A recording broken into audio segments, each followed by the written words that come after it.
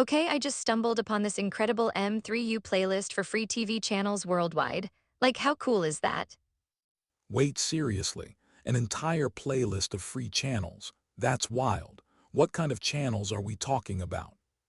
Everything from local over-the-air channels to international options. It's like a treasure trove of content. So are these channels streaming live? I mean, that could really change how we watch TV.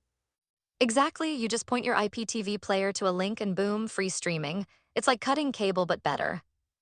But how do they ensure all these channels are actually free? It seems too good to be true. That's the catch, they focus on channels that are officially free in their respective countries, not just anything goes. Ah, that makes sense. They're aiming for quality over quantity, right? So no random obscure channels. Exactly, they only include channels that work well and are mostly in HD, no adult or niche channels either. Wow, I like that philosophy. It's like curating a playlist for your favorite tracks, but for TV. Right, and think of the implications. It democratizes access to entertainment globally. Totally, but how do they manage to keep everything updated? That seems like a big task.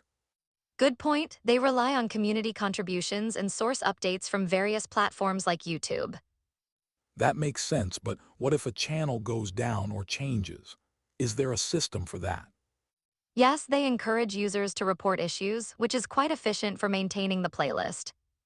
Speaking of channels, do they have restrictions on what types they can include? Absolutely, they avoid anything commercial or subscription-based. Only mainstream channels are allowed.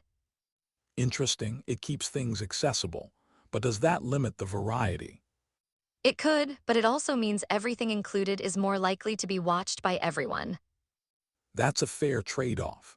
Also, I wonder how they handle geo-blocking if channels are restricted regionally. Great question, they mark those channels so users know which ones are geo-blocked. So if I'm in the US, I'd be aware that some channels might not be accessible. Exactly, it keeps expectations clear. Plus, a lot of users are contributing to keep it updated. How do you even contribute to something like this? Is it complicated? Not at all, you just create a pull request on GitHub with details about the channel. Sounds manageable, but what if I want to remove a channel? Is that a hassle? Nope, just provide proof that it's subscription only. They make it straightforward. That's pretty user-friendly. But I do wonder about the long-term sustainability of this. That's a valid concern. They rely on active community participation, which can fluctuate. True, if interest wanes, will the playlist suffer? It's a risk. Exactly, and with so many other streaming options, it's a challenge to stay relevant. But the idea of free, accessible content is appealing. It's almost revolutionary. For sure, it could reshape how people view media consumption and access.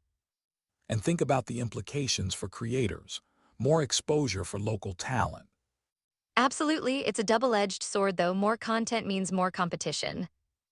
Right, but it could push creators to innovate more.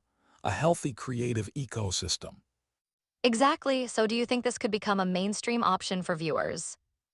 If it maintains quality and relevance, it could really disrupt traditional cable models. That's exciting to think about, but let's not forget about the challenges. Definitely. Balancing quality, accessibility, and sustainability will be key. So true, I guess the real question is, how far can this go? And what barriers do we need to overcome to make it a reality for everyone? Right, it's a fascinating journey to watch unfold. I'm definitely curious. Same here, I can't wait to see how this evolves. It's just the tip of the iceberg.